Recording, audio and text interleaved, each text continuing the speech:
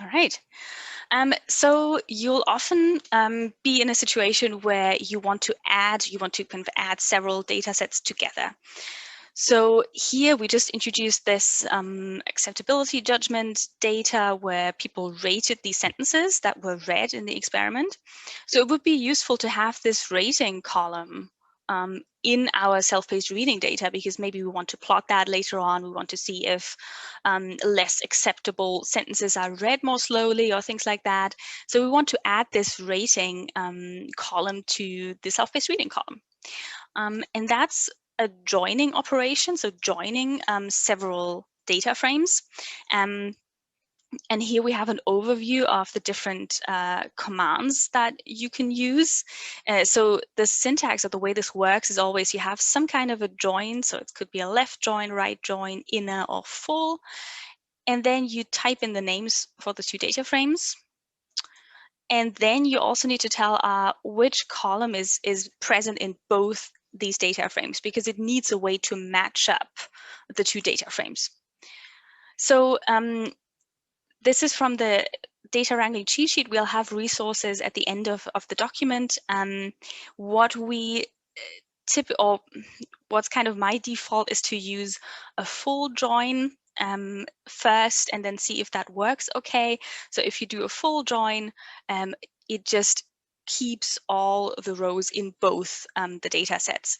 And if you do a left or a right join, it'll kind of give precedence to only the rows that are present in either the first or the second data set. So it might get rid of rows if there's an NA in there, or same with inner join. Inner joins get rid of rows that are in both data frames.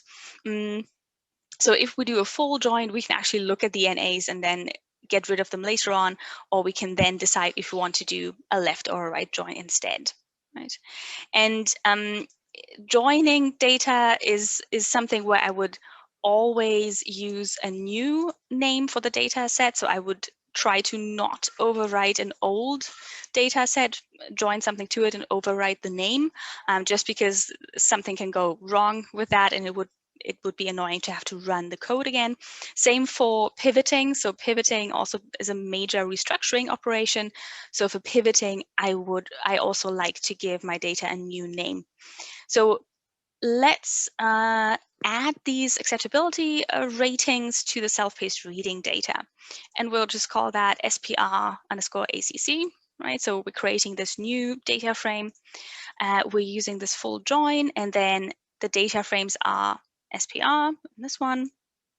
And then the variable that is present in both of these is sentence. So we need to say by equals sentence. Okay. So now we have our new data frame here. We can open that, and it looks a lot like the self-paced reading data, but then in the end we have this rating column.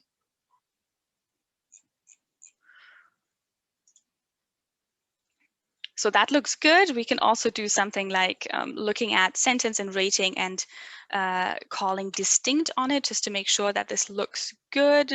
So we now have these ratings here. We now have these in the self-paced reading or in this new data frame that we created. So this is a way to join several data frames together.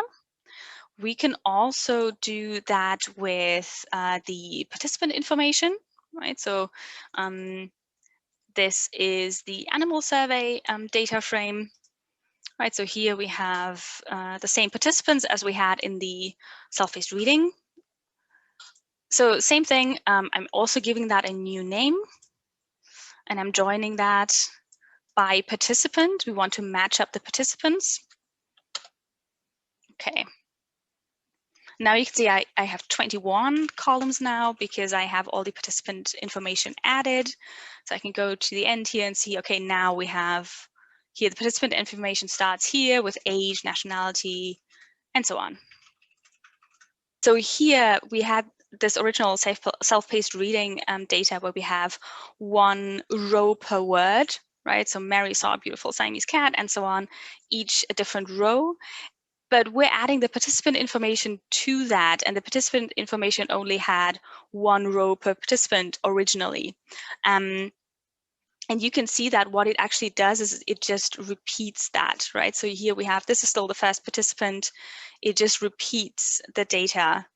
So that will depend on which joining option we pick, but because we're doing a full join, it won't remove any of the rows, right? If you did a left join, let me go back to the illustration because I think it helps understand it. If you did a left join and you named the participant data frame first, then it would reduce the self-paced reading data that you're adding to it to just as many rows as the participant data has, right? So that's why it's kind of important to think about which joining command you want to use. And one last example for joining is another really quick, simple data set. This is just Corpus Frequencies. So this is just all the words that appeared in our self-paced reading data with how often they occur in the British National Corpus. And we would like to match each of these words to the word column, so the word column in the self-paced reading data. And the reason for that is, and if you do self-paced reading or eye tracking, you know that word frequency is usually a really good predictor of reading time. So frequent words are read faster.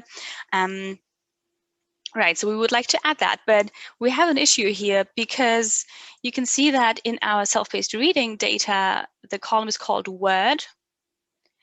And in our corpus data, the corresponding column that we would like to match up is called token, not word, right? So if we wanted to join this, we could either first rename that, that's always an option, but you don't actually have to rename it because what you can do is in the by argument, you can give it a vector which tells okay, in the first data frame, the column we want to use to match the two is called word. But in the second data frame, the corresponding column is called token. Okay, so here we're giving a vector that says in the self-paced reading data, look at the column word, but it's not called word in the Corpus Frequencies data, and there it's called tokens, but match these up because they contain the same information. Okay, so we can do that. And now we have one more column called frequency. There are some NAs in here, which were for names, I think, that just didn't appear in the corpus. So if it doesn't find that, then it will give it an NA. Okay, and then also this is just another thing to keep our environment a bit cleaner. You can see that we have a bunch of data frames here. And at some point, R might run out of space, might run out of memory. So we can remove data frames if we don't need them anymore. So that's the RM command.